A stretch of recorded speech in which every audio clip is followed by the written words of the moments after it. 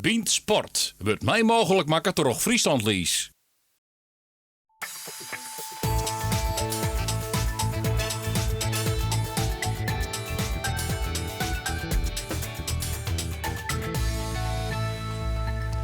De wanden ben controleert, de squam poetst en de spieren soepel. Nog een paar nachten en dan mooi de Matadoren het veld in voor de eerste keerswedstrijd van het seizoen.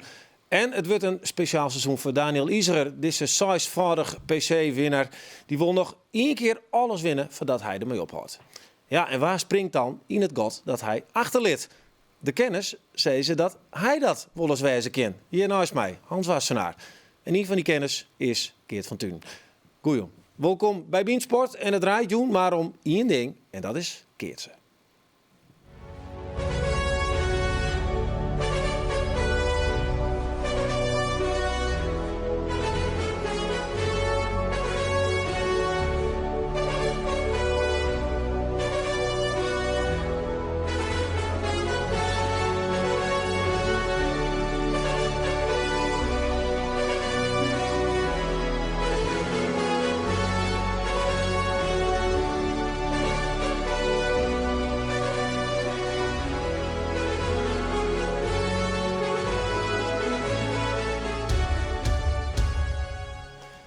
Ja man, ik viel een beetje piekenvel. Ik heb net een heel soort met kids en dat moet bij hem alle traaien zijn wezen. Hoe is het bij jou? Bist dan wat?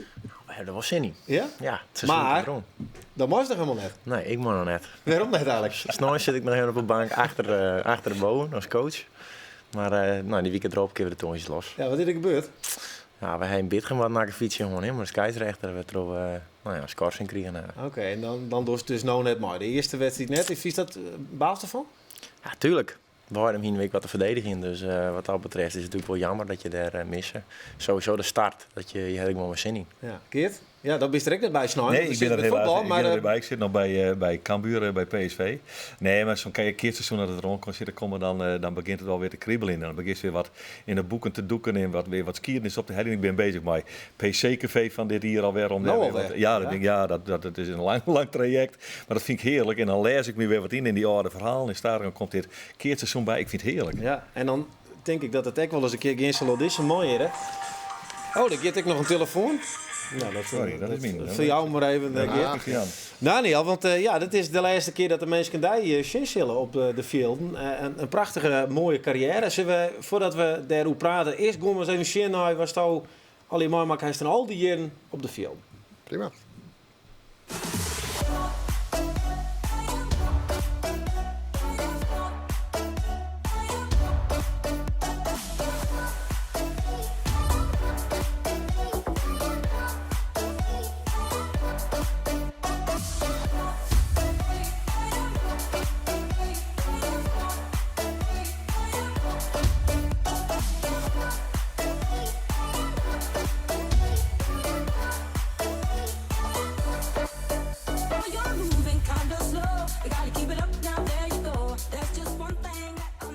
Ja, hele transformatie. Maar ik stem maar heen. Is dan een kwaad skofketiert op dat filmpje. Maar hoe is het om te zien? En die cijfers direct bij te zien? Ja, dat is wel leuk. Dat is wel grappig. Dan show je een beetje wat je dus al mooi maken hebt. Dat zit natuurlijk ook wel in geheugen, maar wel leuk om te zien. Ja. Hey, is het voor jou nou een orenbelevenis van dit nieuwe seizoen als oors? Nee, absoluut niet. Nee. Dat, ons team, we staan er gewoon voor om een soort prijzen te winnen. En zeggen we dit seizoen ook in. Ik bedoel, ik heb ook al vaker zo, dit wordt geen ski-tournee. Ik hoop in ieder geval prijzen. Ja. Waarom was het eigenlijk op? Oh, sorry. Ja, ik ben er een beetje bang voor dat het wel wordt zo. Omdat hij heel bekend maakt had van ik ga ermee op. Dat heeft een voordeel, want dan heb je al die vragen die er al in van het seizoen op jou komen, heb je ervoor al. Maar dan weet je dat al die verenigingen heel goed bedoeld alle keer maar weer maar dat bosje bloemen kleert in en dan gaat hij weer. En dat past net bij hem, vind ik. Nee, dat vind ik zelf. Hè. Ik kom voor één ding en dat is dat orenblomken, die kroons, die wil je winnen. En dat orenbosjeblom, dat jet er dan bij, maar daar kom ik net voor. Nee. Hey, maar nog even hoe de reden, dat is het ophorst. Waarom is dat? Ja, ik keerst al heel erg lang. Ik heb dat is ik wel al onbekend. Ik heb een heupontdiening en daar toch een beenlengteverschil. En daarvoor moet ik een heel soort trainen om fit te blijven en dat de spieren goed binnen en blijven. En dat vergt een soort energie. En ja, je merkt het er hier heen. Ik heb vaak hier wat minder hier gewoon en wat blessures en dat soort dingen. En dan merk je dat de rek daar wat uitgiet. Nou ja, vandaar de kaart om nou te zeggen van dit wierd. Ja, maar hij heeft het lang volhouden. 2003 en heel soort die horen al wat jij erop. Hè? Maar ben en werk en moeilijk. Visto, is hij de icoon, zeg maar, een beetje... Op het moment heeft hij denk ik wel een hele grote staat van dienst binnen het peloton op dit moment, denk ik. Ja. Wat zou je missen dat hij er net meer is? Nou ja, Of net meer is, net meer op het veld is? Mooi soort iets in staan. Ja, dat sowieso. Dat is het makkelijker van. Het wordt net minder inderdaad.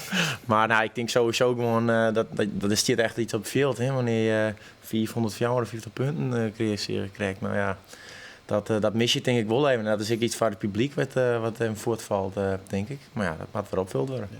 Zullen we eens even zien naar een moment dat het publiek daar nog echt, nog net cool eigenlijk. En dat is die Trobraak kiest. En een bijzonder moment, de PC. Okay.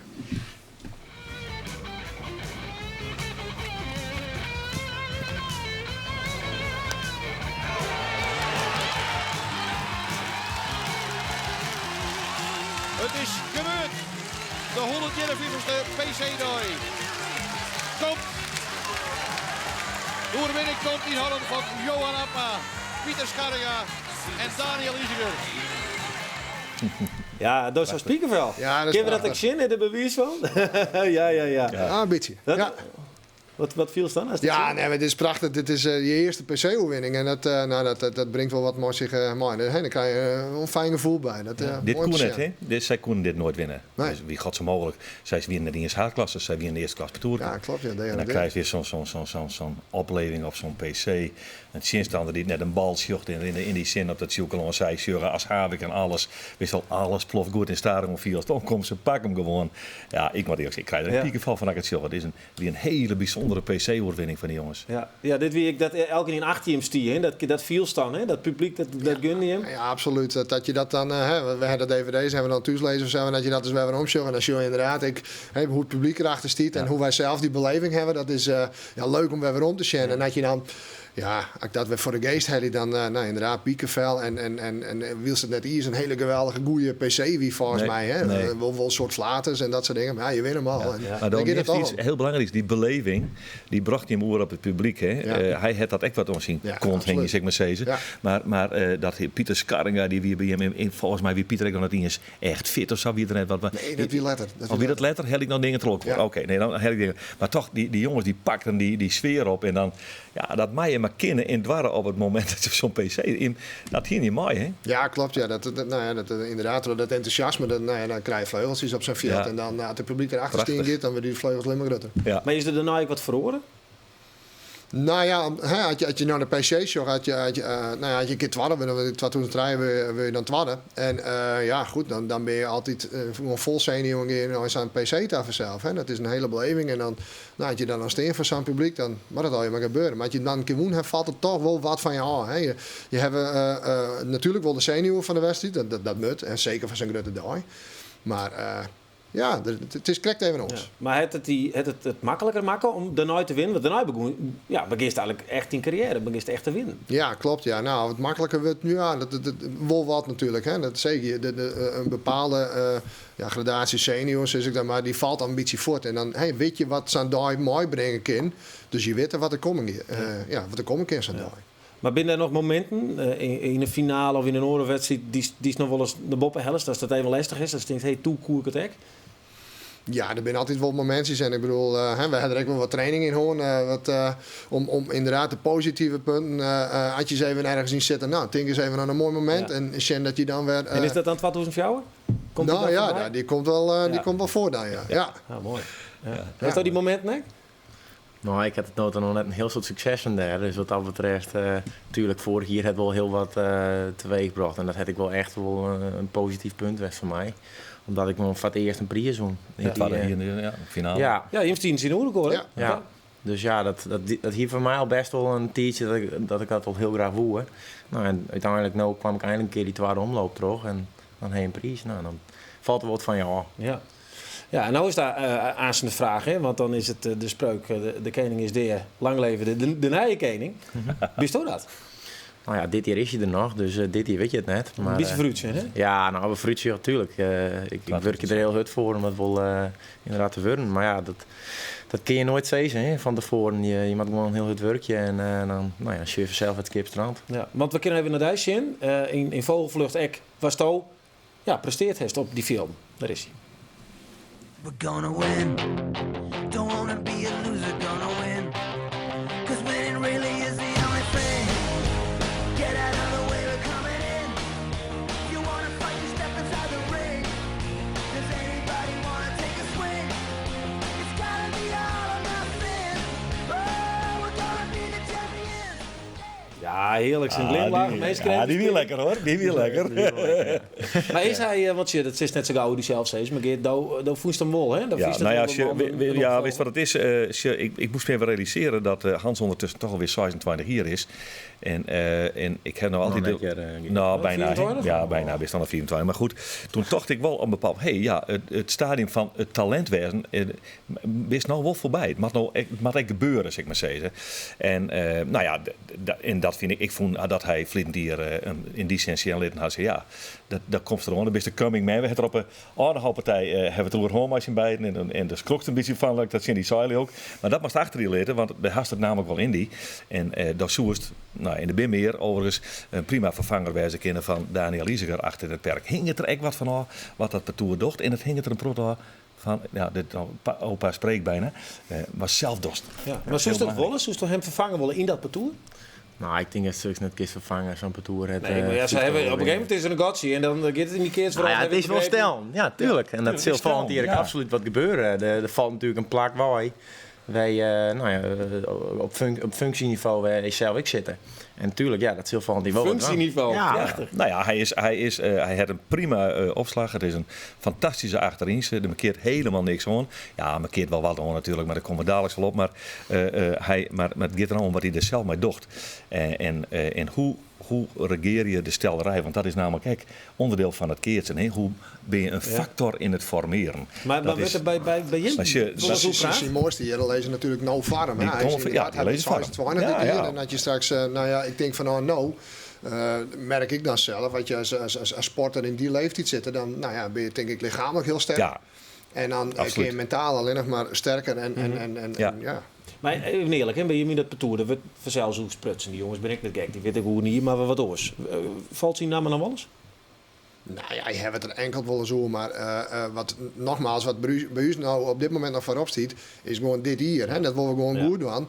En om mij tussen haakjes een waardige afschiet te kunnen, om het zo te zeggen. Ja.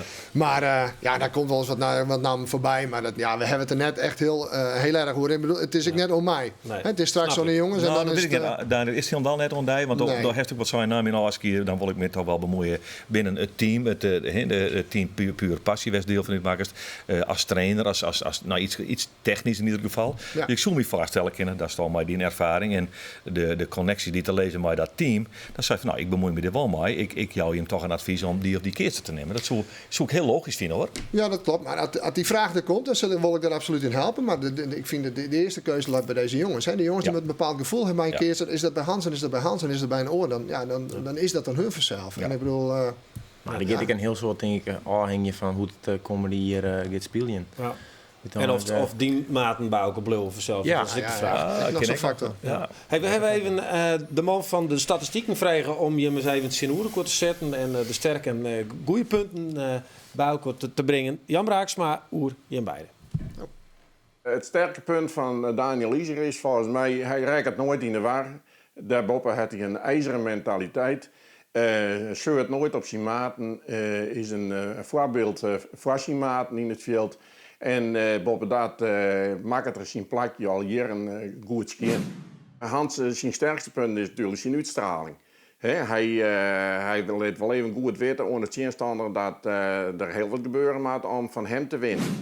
Zijn het tweede opslag, als de opgooi net helemaal goed is, dan scoort dus hij er te min punten mee. Zijn gedrag is dat kan hem zelf wel, dat riet hem nou en dan dus echt in de chillen. Had het een sport wie voor alleen staan, om samen te zeggen, nou wie het de beste. Een man die het heel goed het keerste verkeerd. En van onbesproken gedrag. En dat is net onbelangrijk in deze tijd. Hij kan aardig fel reageren, maar hij weet ik wel wanneer het hoog is. En ik kan me net herinneren dat hij ooit op de bon gegaan is. Het bijzondere aan Hans Wassenaar vind ik dat hij alles won heeft wat er in de jeugd te winnen viel. In 2001 de Pupillenbond, 2004 de Squaljongensbond, 2007 de Jongensbond, in 2007 ik de Freulen, in 2009 de Jong Nederland en in 2012 de Jong Feitenpartij. Nou, dat zijn feitelijk alle partijen die van wichtig belang winnen voor de jeugd. Ja, maar dat is hartstikke mooi. Maar als het een alleenstaande sport weer, dan wie is toch de beste? Hij had het toen in gedrag. Wat moet ik daarbij vaststellen? Nou, dat werkt vaker. Ik heb vanuit vroeger uit natuurlijk wel niet moeilijk op een goede plek gewoon. En dat had ik wel eens van wat negativiteit leggen. Maar hoe gaat het dan? Nou ja, dat je net al het respect hebt voor de tegenstander. Eigenlijk gewoon alles door om te winnen. Dat komt eigenlijk op deel. Ja, vertel eens toch eens even, heb je wel eens wat je daar raast? Ja, maar dat is over en weer. Ja, Ik bedoel, maar wat roept hij dan? nee, ja, dat...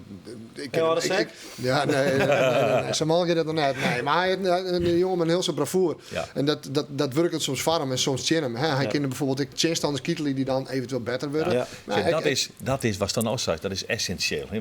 Want hij, wat Hans nog leren, dat prachtige enthousiasme, want zo vertaal ik het graag, wat er in zijn petoer zit. Hè? Werd wat uitstrielt, werd wat gebeurt. Zeg van, ja, kom op. Werd zij het publiek maar kregen in 2004. Het is niet al je negatief, maar de doseringen, daar gaat het om. Hè? En als nou juist, 2 jaar geleden even mij, mij luid, 10 minuten op een bond, eerste omloop. Wist hem nog? Chris Wassenaar slacht op, een kanonskogel. Meneer hier naast mij, die veegt die bal zo verschrikkelijk mooi voor. Die moet nou daar komen, die is nog onderwijs. Absoluut. Als hij nou zijn snuffer had en denkt, poep, dat gaat ook niet verkeerd, dan wie het kleerwest. Maar wat doet hij? Hij daagt die grote Chris Wassenaar tot op het bot uit. Eerste omloopdag. Ja, hè? Ludoki. Als voorbeeld, en dat is dat. Auke van der Graaf hier hetzelfde vroeger. Die koer, tjinstanders wekker maatje. Maar is nooit waan. Maar is dit examen? Want er zit nog wat ja te scoren. Nou ja, dat is natuurlijk wel, het heeft zeker wel, dat effect heb ik wel een heel soort honderd. Maar wat is dat dan in die? Nou ja, gewoon dat je uitstrelen willen dat je de beste bent en dat er net van je te winnen valt.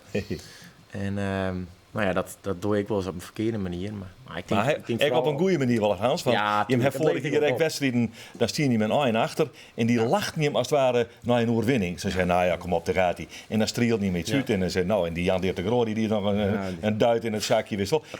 En Reense kind dat dan echt wel wat. En dan hij hem echt weer wat bijzonders. Maar dat is echt wel wat je toch wel zien wil. Ja, man, dat is prachtig. Als ik dan op die PC ben, het is een moe stil, dan denk ik, we binnen jongens. Nee. Achteruit, toch? Dat is er altijd wat je brazen. Maar dan mag je wel in de gaten houden dat het in je eigen voordeel is. Ja. Dat betekent dat gedrag doseren. En soms, maar als een moe zo het veld zet, die gaat lekker hoor. Wij houden stil. Ja, dat leer je natuurlijk ook pas op het moment dat je, nou ja, maar zulke keertjes. Keert nou mooi man die zit op de 30. Nou, dan dat je dat soort dingen leert. Ja, en dat gebeurt eigenlijk. Ik keert eigenlijk pas 2 jaar met oudere keertjes. En dan keer dat ik echt daadwerkelijk een keer dat bewustmaatje van. Ja. Ik denk dat ik wel gebeurt al keer. Ja, nee, maar we hebben het nou... ik ben er helemaal net zo negatief over, Hans. Want ik zei, Vlieten hier ga je hem echt wedstrijden woen. Trok de manier waarop je hem, dan leven ze op een natuurlijke manier, zet je hem binnen, laat maar lopen, dan gaat hij. Ja. En dan pakt hij hem overwinningen. Dus het is net al negatief. Het gaat mij om de dosering. En dan kiest nog zoveel meer eruit hebben. Dat vind ik dan mooi om te zien. Dan helst als sporter het ultieme naar boven, zeg maar zeggen. Gelukkig heb je er nog wat te heen. Dit is duidelijk. De best even op de bank bij de psycholoog. Dat zul je even helen. Aanspraken we verder hoe het nieuwe seizoen, naar je regeltjes in. Die te weer binnen. Ik een punt was toch wat aangewijs hoe heeft. Maar nou eerst, misschien weet je met wel wat er gebeurt. De quiz. Ja, de quiz. Tuurlijk.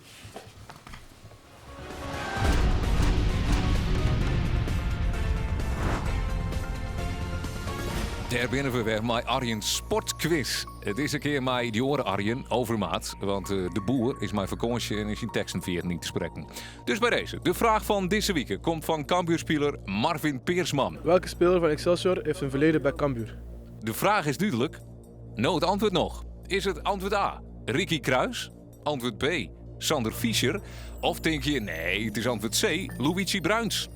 Mail jouw antwoord dan vaarwaarst je naar bient@omroepfriesland.nl en win deze Cambuurbal.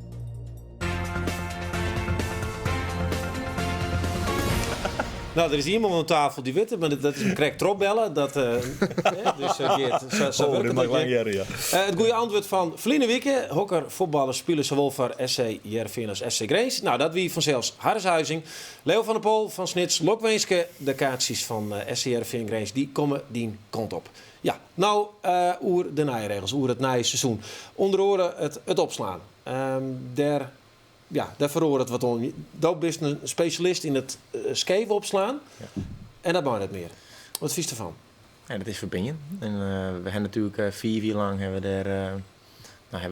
we dat wel dienen. En nu maar we echt bij rug verperken, dus dat is wel even aanpassen. Ja, ik vraag me even af, binnen de beelden van jongens dat we de scheven opslaan even zien kennen? Nee, sorry, dat wie de bedoeling, maar die binnen helemaal helaas net. Maar even voor uw beeld, en voor de mensen die het keertje net goed kennen, het wie altijd een rug uit. Hoe vier maart dan? Je hield vroeger een opslagvak van 3 meter breed, 4 meter breed, zoiets. Ja. En vanuit dat vak moest je daadwerkelijk je voorste voet hebben wanneer je opsloeg. En op een gegeven moment ben je oorgang naar Injaline.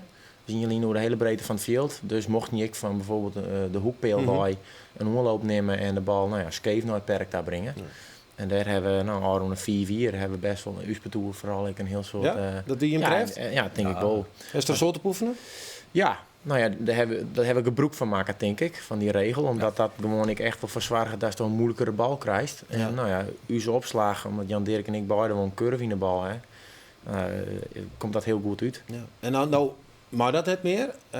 En daar baalt toch van, heb ik begrepen. Want waar hij dat bepaalt, dat het bij mij, onder wat voor druk is dat ontstien? Nou, ik denk dat de vereniging dat dingen hebben. En er ben een peervereniging, denk ik, die er hebben voor ons dingen. Om daar er even afscheid van te nemen. Ik denk dat Teek had er natuurlijk zelf in een algemene ledenvergadering had er zelf wat van voelen. Ja.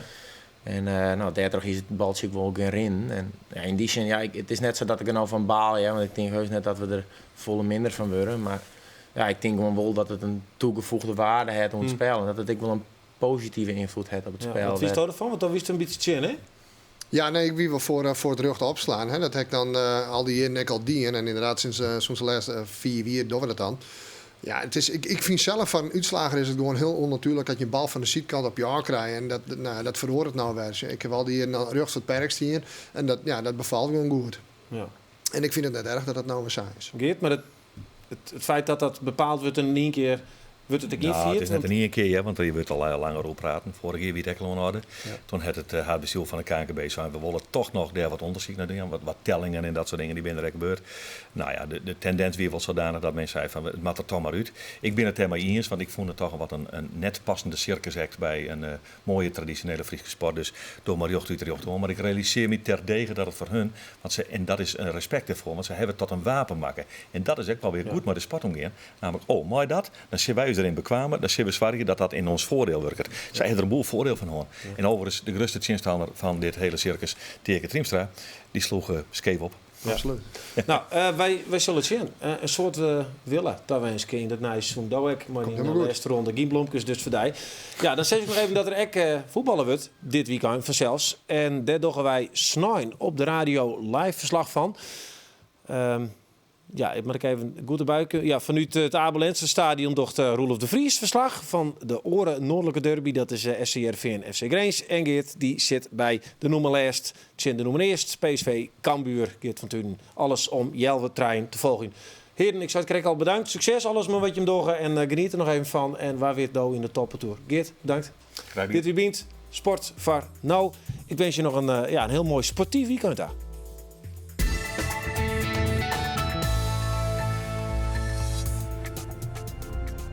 Our planet may be home to 30 million different kinds of animals. Each individual locked in his own lifelong fight for survival. And deep down in the wilderness of Africa lives the King of Congo. Heerenveen Groningen. Derby, ja. Ik denk... Wat zeggen jullie in Nederland? Heerenveen maakt gehaktbal van de Groningen.